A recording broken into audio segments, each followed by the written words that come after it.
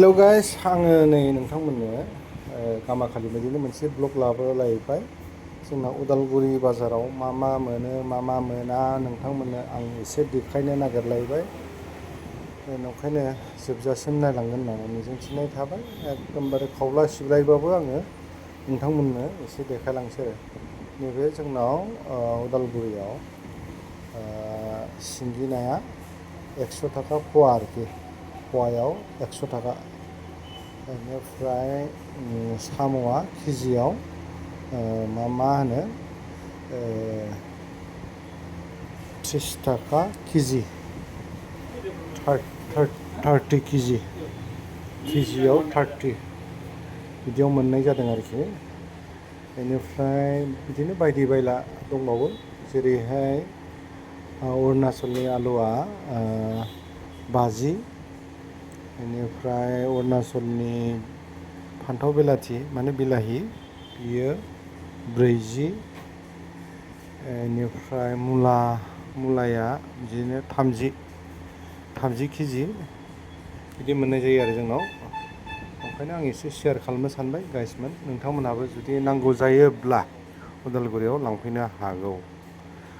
मुलाया बिदिनो 30 40 आरो नों बुरजा नांगौबा बुरजायावबा खमाव मोननाय जायो दै आं बेखौ जेनेबा जोङो रिटेल रेटआवसो बुंनाय जादों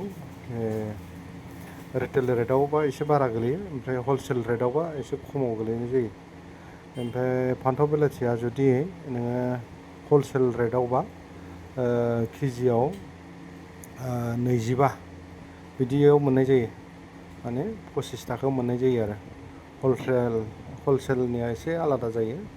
रिटेलना आलादा जायो आरो गाइसमोन बेखौथ' मिथिखासिगौ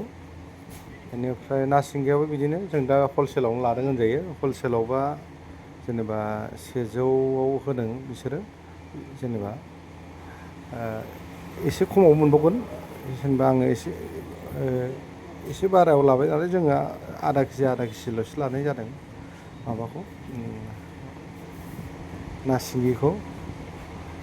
फवायाव जेनेबा 100 थाखा खरि लादों आरोखि बेनिफ्राय जुदि हलसेलावबा बेयो आरो खम जाबावो बेबायदि आरो खोथाया गाइसमोन जोबजासिम नायलांगोन होननानै मिजिंथिनाय थाबाय আমাৰ ওদালগুৰি বজাৰত কি ৰেটত আছে মই আপোনালোকক অলপমান দেখাব বিচাৰিছোঁ আমাৰ ওদালগুৰিত এতিয়া আলু অৰুণাচলৰ এইটো নতুন আলুটো 50 টাকা কিলো তাৰপিছত বিলাহী হলচেল ৰেটত হ'লে আপোনাৰ 25 টাকাত পাই আছে তাৰপিছত এনে যদি হলচেল নহয় তেনেহ'লে আপুনি 40 টাকাত পাই আছে এনেকুৱা তাৰপিছত আমিতো আৰু পাইকাৰীও নহয় সেইটো কাৰণে আমি আৰু হেৰিত ল'ব লগা হৈছে আৰু কি যেনিবা হ'লেও অলপ চলপ কমত পোৱা হৈছে আৰু কি ঠিক আছে শেষলৈকে চাই যাব বুলি মই আশা কৰিছোঁ থেংক ইউ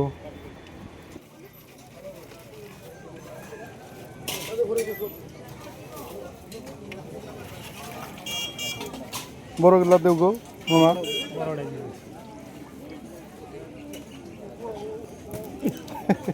ধরবাই নয় একটা এই কিনে নাও জ্বর হয়ে যাবো তো বুঝছো একো নাই হয়ে যাব নাকি অকল মাছ নাখাওঁ না আমাৰ মুখবিলাক বেয়া না আমাক চব লাগে চব লাগে কুরবানি এই লাগে কি কেজি 3-4 কেজি মান ল'ম অলপ কমাইবি 10 টাকা মাছ ল'লে কি কেজি লাগে 2 কেজি সগত 2 কেজি বা 60 টাকা 60 টাকা আছে না কেজি 10 টাকা মাছ ফুল কাটিল ফুলটা কেন নিতো ইতে যাবই মই যাওঁ লগলে ঘৰতে হতে বহুত কাম মই খাইয়া তাই ন tahu juga tahu juga tahu juga ini Purnima mau bisa sini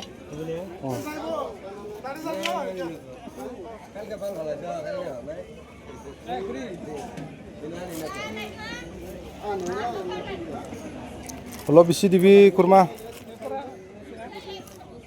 কিনা নাইতো খাইছেহে এইটো কিমান হৈছে কুৰমা 1 কিলো 1 কিলো আৰু আৰু 2 কিলো লাগে কিমান হয় 2 কিলো 3 কিলো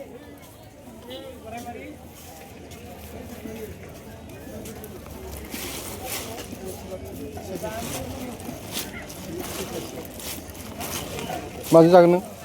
सबाय जासै नामा सबायजोंनो गोथावसिन बायदि मोनो माथो ना बेले जानांगौ मा माजों माजों जाजायो बेलाय सबायालाय बेनो गोथाव गोथाव माने उनथिं थांना जिउगाव सिखांला ওই ফালে সেল হওয়া নাই দেখুন এই ফালে অলপ দি না এইটো কুৰমা আপোনাৰ দি মোক দি পিনিটো দে নহ'লে ইয়ে খং উঠিব না আমাৰ কুৰমানি আমার তো লোয়া নাই বলি আমাৰটো লোৱা নাই বুলি মনটো বেয়া লাগিব কি লাগে 2 কেজি ল'ব জোড়া কোটা হ্যাঁ জোড়া কত মামা এটা 5টা 8 কত করে জোড়া হ্যাঁ 1000 না 1000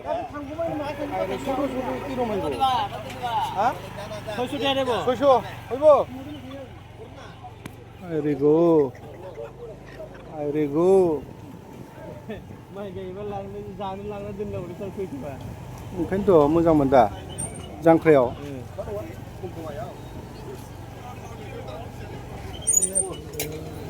जाली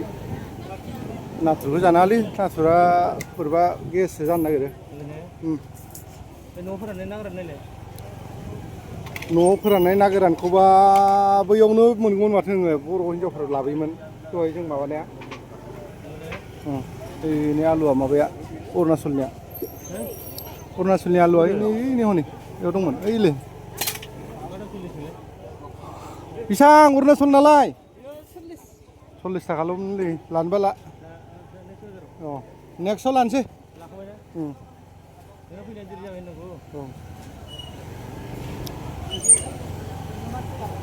सोयालि थिया हा उदो थिलाबायनि बिला थिलाला हा बिला थिलाला बिलाथिया ओइथिंसो मोनो फैयो आरो गिदिंफिनदो ओरैनो हा लाजायो लानो कत করে আজা কত হ্যাঁ 1 কেজি ললো 50 টাকা 1 কেজি ল'ব এইটো কাৰ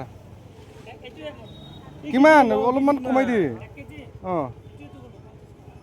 40 টাকা 40 টাকা হ'ব অ হ'ব দি কার্বেট দিয়া নাকি কার্বেট এইবিলাক কার্বেট নিচে মাল না এটা বাইরের মাল না কার্বেট দিয়ার নাকবই নাকি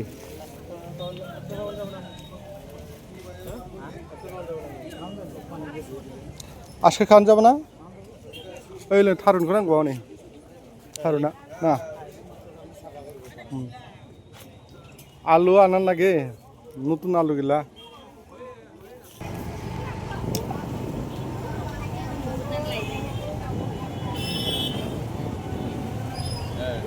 मला भितर गेले माथो हा मला भितर गेले नों माबा लानो होननायालाय मुला लानो होननाया ओरै थांसै गाखेर पाबो आजि आंनो घकिर नांगौलै घकिर